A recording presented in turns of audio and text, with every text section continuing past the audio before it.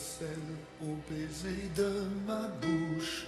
Je te promets le miel à ma main qui te touche.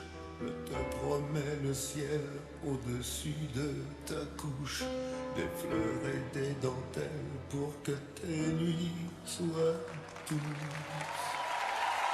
C'est ce que je vous disais tout à l'heure, que tout ça a été tellement subi. Ils imaginaient, elle pensait vraiment que Johnny vivrait au moins jusqu'à Noël et qu'ils arriveraient à le faire tenir. Et il n'a pas tenu, donc ils n'ont pas eu la force. Et on voit bien qu'ils sont tous choqués.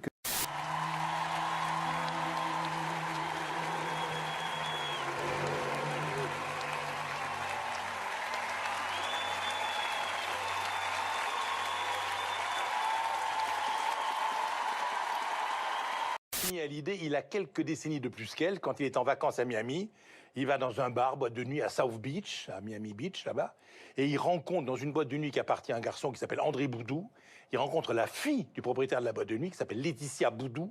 Elle est née à Béziers, elle est originaire de l'Hérault, et elle est en vacances dans la boîte de nuit que tient son père.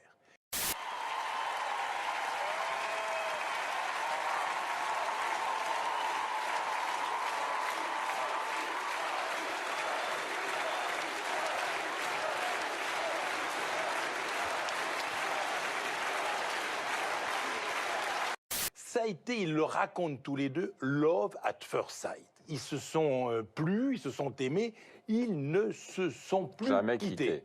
Et Laetitia Boudou, devenue Laetitia, donc Hallyday, elle a été à côté de lui comme une conseillère, comme une guide. Que ça soit, voilà, dans la tête des gens très très proches, donc Sébastien Farran, Yarol, Maxime, Laetitia, les filles et tout, Johnny il ne pouvait pas partir. C'était d'où on l'accompagne jusqu'au bout.